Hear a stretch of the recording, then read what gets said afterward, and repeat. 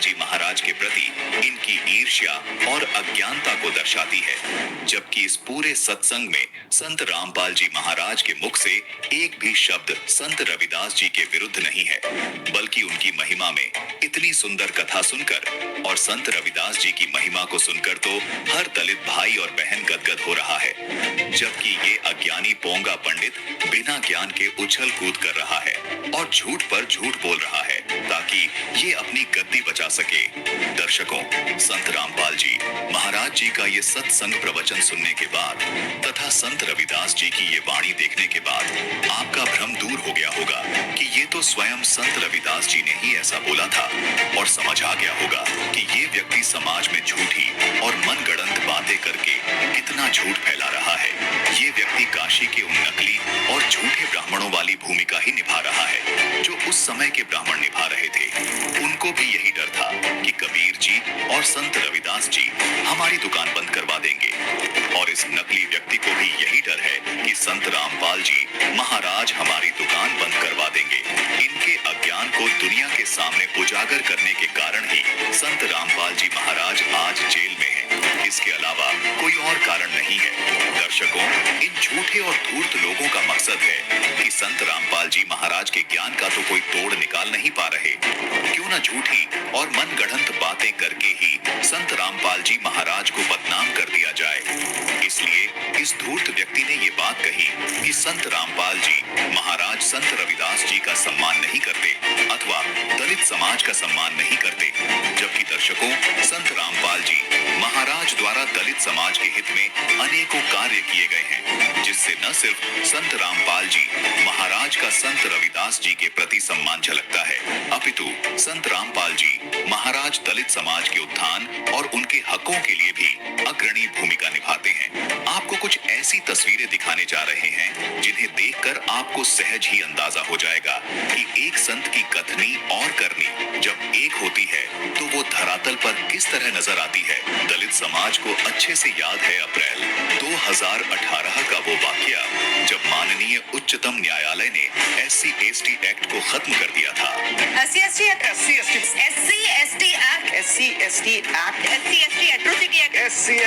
SC/ST कानून के खिलाफ आज सवर्ण जातियों के संगठनों ने भारत बंद रखा। प्रदर्शनकारी सड़कों पर उतरे, बाजार बंद करा दिया, रेल की रफ्तार रोक दी। 4 राज्यों में बंद का पूरा असर दिखाई दिया, जिसको बहाल करवाने के लिए दलित समाज के लोगों ने सड़क पर उतरकर आंदोलन किया। बहुत संघर्ष करने के बाद भी SC/ST एक्ट को बहाल करने में सफलता नहीं मिल रही थी। सरकार भी दलित भाइयों के हक को दिला नहीं पा रही थी। तब ऐसे में संत रामपाल जी महाराज के आदेशानुसार उनके 17 करोड़ अनुयायी दलित भाई बहनों के हक को दिलाने के लिए सड़क पर उतर गए थे। संत रामपाल जी महाराज के समस्त अनुयायियों ने भारत देश के हर जिले में एक साथ एक समय पर जब सरकारी कार्यालयों के सामने धरना दिया तो भारत सरकार को उसी दिन शाम के 4 बजे SC/ST एक्ट को बहाल करने की घोषणा करनी पड़ी थी। दर्शकों, इसे कहते हैं गरीब और असहाय वर्ग के हितों और उसके सम्मान की बात करना। इन जैसे पोंगा पंडितों को संत रामपाल जी महाराज के इन जनहित कार्यों को इसलिए अनदेखा करना पड़ जाता है क्योंकि इनको अपनी दुकान बंद होने का खतरा महसूस होने लगता है। दर्शकों, संत रामपाल जी महाराज के द्वारा किए गए जनहित कार्य को स्थानीय दलित नेता ने किस प्रकार सराहा था, देखिए। आज का प्रोटेस्ट सामाजिक मुद्दे को लेकर आपको पता होगा कि पिछले दिनों माननीय सुप्रीम कोर्ट ने इस देश में बसने वाली 1/4 भाग जो जनता है उसका जो एक्ट है SC/ST एक्ट, उसको कमजोर किया था सुप्रीम कोर्ट के द्वारा और उसके ऊपर 2 प्रज्ञापन भी किया गया था। आज मैं बधाई देना चाहूंगी गुरु महाराज रामपाल जी को कि उनके जो शिष्य हैं उन्होंने आज इस समाज की आवाज को उठाते हुए और मानवता का धर्म अपनाते हुए आज माननीय प्रधानमंत्री जी को ज्ञापन दे रहे हैं DC रोहतक के माध्यम से कि जो एक्ट कमजोर किया गया है इस देश के बासिंदों के खिलाफ है, जो एक्ट है उस एक्ट को दोबारा से लागू किया जाए। और अभी लोकसभा चली हुई है, संसद में अध्यादेश लाकर इसको लागू किया जा सकता है। अब सुप्रीम कोर्ट में कुछ हो नहीं सकता।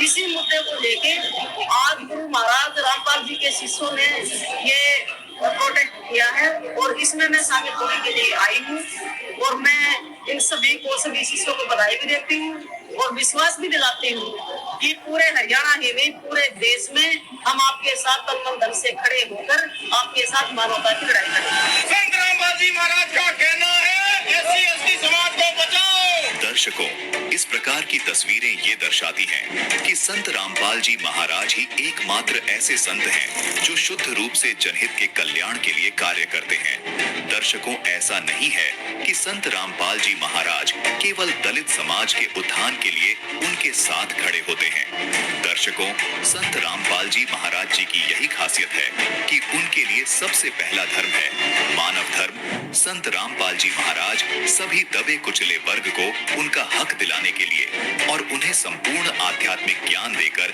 हमेशा हमेशा के लिए सुख प्रदान करने के लिए दिन रात प्रयत्नशील रहे हैं। दर्शकों, चमत्कार को देखा तो सभी 700 ब्राह्मणों ने संत रविदास जी को दंडवत प्रणाम किया। दर्शकों, जैसा कि हमने आपको पहले भी बताया है कि संत रामपाल जी महाराज कोई भी बात बिना प्रमाण के नहीं बोलते।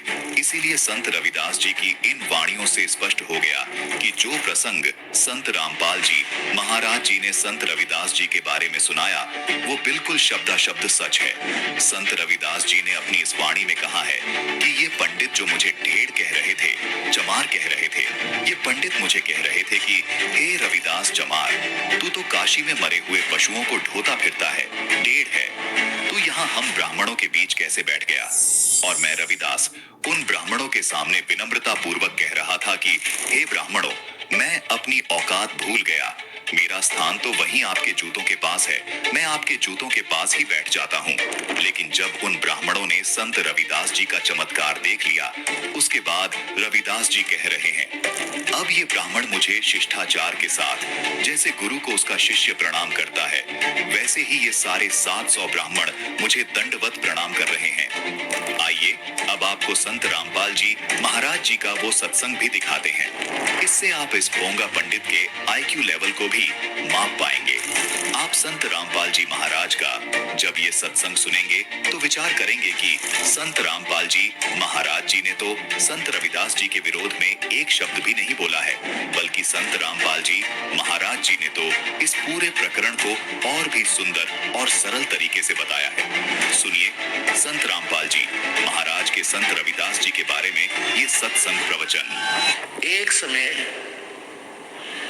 एक रानी थी, भक्त संत रविदास जी की शिष्या होगी वो। और जब तक वो संत रविदास जी कबीर परमात्मा की शरण में नहीं आया था, यानी वो रहते थे साथ ही साथ वो, लेकिन परमात्मा ने भी उनको शरण में लिया नहीं था, क्योंकि रामानंद जी से उनको दीक्षा दिलाई थी। एक ब्राह्मण था और वो रविदास जी के पास गया और कहने लगा, रविदास जी चल गंगा में नहा के आते हैं। तो रविदास जी कहने लगे, भाई, क्योंकि रामानंद जी को परमात्मा कबीर जी ने ये ज्ञान दे दिया था, तो रामानंद जी ने रविदास जी को वो ज्ञान दचा रखा था। तो रविदास जी कहने लगे, भाई, हमारी गंगा तो हमारा यहीं पर है, सिमरन है, और हम गंगा में नहीं जाते। काफी उसने कहा, नहीं मान्य रविदास जी। तो रविदास जी कहने लगे, भाई एक काम करिए। तो ब्राह्मण कहने लगा कि भगत जी कुछ गंगा में कोई पैसे डालने हो दान पुण्य करने खातिर दे दे, मैं डाल दूंगा। उसने ने सोचा था ये 2-4 रुपये दे देगा, कुछ मंगा लिए, कह देगा डाला गंगा में। तो रविदास जी बोले, भाई एक काम करिए, ये ले जा मेरा 1 रुपया, और गंगा जी हाथ काट के 1 रुपया ले न्यू हाथ में पकड़े तो दे आइए ना, वापस ले आइए। अब उसने सोचा कौन देखेगा, अपने जेब में डालूंगा और कह दूंगा दे दिया, मैंने वो हाथ में पकड़ा था उसने। अब उसने जाकर एक बार तेने बोल दिया, हे गंगा मैया, भगत रविदास ने आपके लिए 1 रुपया भेजा है, न्यू क्या है हाथ में ग्रहण करे। एकदम हाथ निकला बाहर और दे दिया। दूसरे हाथ में क्या निकला, एक सोने का सुंदर कंगन, वो पंडित जी को दे दिया और गंगा ने कहा ये उस परम संत को दे देना, सोने का कंगन। अब पंडित जी का आगे बेईमाना भाई के बेरा पट्टेगा रविदास जी ने ठगा ला जेब भीतरली में, और उसने आके राजा को दे दिया। अच्छे पीछे मिलेंगे। राजा ने अपनी रानी को दे दिया। रानी कहने लगी इस आता एक और चाहिए, ये तो जोड़ा होता है। उसके कुछ पैसे दे दिए, जैसे भी 20, 30, 50 रुपये थे उस कंगन के, पहले महंगे सस्ते होते थे भाव। अब राजा नौबामण फिर बुलाया, पंडित जी बात सुन, एक और लिया, नित्रा पकड़ तारांगे धनी लिया था। क्यों? उसा कंगन उसने सारा पटक लिया, कितना नहीं पाया। वो जब दुखी हो लिया, अकीब जान बच्चा नहीं, रविदास जी के पास चले, शायद वो फिर 1 रुपया दे दे, मैं गंगा में दे आऊं और फिर वहां से मिलेगा मुझे। तो फिर रविदास जी के पास गया पंडित जी, कहने लगे भगत जी आज तेरे हाथ में मेरे परिवार की जान है। राजा ने जब वो 1-2 बार नकारा कर दिया जी, और तो ना पाता, ने बोला रानी का आदेश है, या तो लिया नहीं तेरे पूरे परिवार ने कोल्लू में पीड़ाएंगे। पहले जैसे जुबान पर कानून होता था राजाओं का, अब वो बड़ा डर गया। फिर आखिर में गुरु रविदास जी के चरणों में पड़ गया, रोए पड़ा। रविदास जी कहने लगे क्या हो गया, क्या हो गया ऋषि जी, क्या बात है, क्यों रो रहे हो? नो बोला जी जान बचा दो, आज आपके हाथ में मेरे परिवार का जीवन है। रविदास जी बोले वे कहानी बता क्या है? नो बोला जी आपने जो वो रुपया दिया था वो मेरी जान का झाड़ हो गया। रविदास जी बोले वे कारण बता। मेरा रुपये का कह रहा है, पहले तू ये बता वो रुपया मैया ने लिया कि नहीं तेरी ने बोला जी मैया ने लिया, एक हाथ से रुपया पकड़ लिया, दूसरे हाथ से कंगन दे दिया सोने का। मेरे को आ गया लालच, मैंने दे दिया राजा को, उसने मेरे 150 रुपये दे दिए उसके, यानी उसमें 100 रुपये था, आज का लाख रुपये के बराबर थे। अब उसने रानी को दे दिया, रानी ने जिद कर दी कि एक और चाहिए तो जोड़ा होया करे। अब वो दूसरा मैं सारा सर पटक लिया, मुझे मिल नहीं रहा। राजा का आदेश से जो दूसरा नहीं लेकर आया था मेरे पूरे परिवार को खत्म करेगा। नो बोला 1 रुपया और दे दे, मैं गंगा मैया ने देकर ले आऊंगा। नो बोला इससे वो जहाँ वो जूते बना रहा था ना रविदास जी, वहां एक कुंडा होता था पानी का, एक कुंडा सा पानी का होता था, जैसे डोंगा टाइप मिट्टी का, जमीन में गाड़ दिया करते, उसमें से डोरी गिल्ली रखते थे वह, और जूते गांठ बनाते थे ना, उसमें गिल्ली गोरी उसमें वो चाम भी भेग रखते थे, चमड़े को भिगो कर रखते थे। पहले जो ये चमार जो जूते बनाते थे, ये जीव हिंसा का किया हुआ चाम नहीं लेते थे। कोई स्वाभाविक को पशु मर जाता था, उसी का चाम उतार के, यानी वो पाप के भागी नहीं होते थे, तो उसमें चाम भी भिगोया करता था चमड़ा कुंड में। तो रविदास जी बोले इस कुंड में हाथ देकर काट ले जितने कंगन चाहिए। अब पंडित जी पहले तो दूर बैठा था, एक लत कपड़े से बोझ के, और मरता क्या नहीं करता, वो हाथ दे दिए उसमें चाम के पानी में, हाथ मारा तो उसके अंदर से 3-4 कंगन आए, एक जैसे, वो बिल्कुल डिट्टो कॉपी। अब रविदास जी बोला बाकी यही डाल दिया ना, और सामत आ जाएगी तेरी, एक ले जा अपना। अब उसने तो कलजा पाटन हो रहा था, वो तो लेकर चला गया। अब वो रानी ने पूछा भाई तू लाया कितने पहले दनाटे था, सच्ची बता, उन्होंने सारी कहानी बता दी। तो वो रानी इतनी प्रभावित हुई ऋषि जी से, उससे रविदास जी से, उन्होंने रानी ने उसको गुरु बना लिया रविदास जी को। और एक दिन फिर धर्म भंडारा किया, एक भोज देना चाहा उसने, कोई लड़के की पार्टी पूर्टी करके जन्मदिन वगैरह का। उसमें 700 तो ब्राह्मण आ रहे, ब्राह्मण पंडित जी, और उधर से गुरु जी को भी आमंत्रित करना जरूरी था कि गुरु के बिना कोई अनुष्ठान नहीं करना चाहिए। रविदास जी को बुला रखा।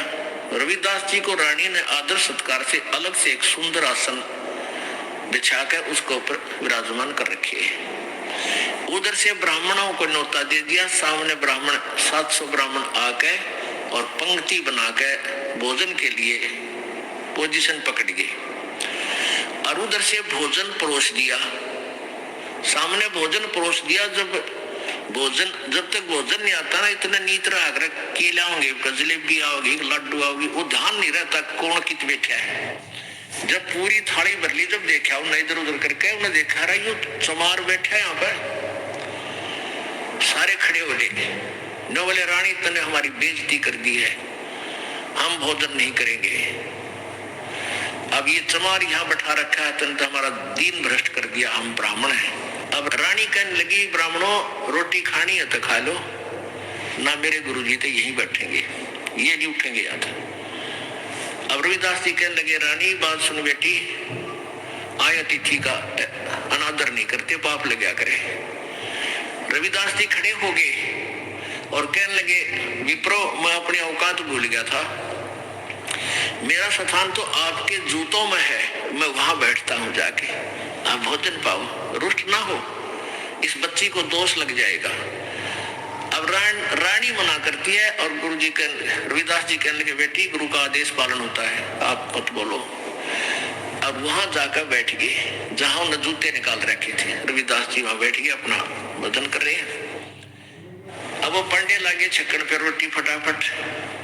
अब प्रत्येक पंडित के साथ में एक रविदास भोजन खा रहा है। 700 पंडित और 700 रविदास जी रूप बन गए और उनके साथ में रोटी खा रहा है। वो सामने वाला पंडित कहता है तेरे साथ ये चमार रोटी खा रहा है। रविदास कहता तेरे साथ भी तो खा रहा है। वो कहता तेरे साथ भी तो खा रहा है। अब सारे कूद कूद पड़े। रविदास जी कहते हैं ए ब्राह्मणों, मेरी और इंसल्ट मत करो, मैं तो देखो यहाँ बैठा हूं, मुझे बदनाम मत करो। वहां देखा सचमुच वहां भी बैठा, 700 रूप में उनके साथ खड़े। तब रविदास जी खड़े हुए ने बोले पेट भरो, तुमने ना तो भगवान का बेरा, तुम तो पेट भरने की काठे काले रहे हो। कहने लगे तुम इस जनेऊ से मोटे मोटे टांग रखे नो तो परमात्मा। रविदास जी बोले जनेऊ मुक्ति ना हो भाई, भक्ति से मोक्ष होगा। और तुम जनेऊ चाहते हो, कहते अपना एक हथियार गेल ले रहे थे चाम छोड़न का, इतनी लंबी खुरपी सी भाग रहे। वो कहते हैं वो तो एक लीला थी, कौन सी खाल पाड़े थे, एकदम न्यू करके दिखा दिया। नो बोले देखो मेरे अंदर सोने का जनेऊ है भाई, तुम तो इसको सूत का बोझ मरो। तब कहते हैं 2 घंटे तक प्रवचन किया उस परम संत ने।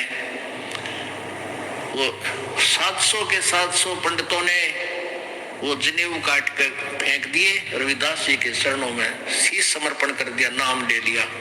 तो गरीबदास जी ने लिखा है 1.25 मन सूत हुआ था उनके गला में का, 1.25 मन सूत, और उनने उन 700 पंडितों का उद्धार कर दिया।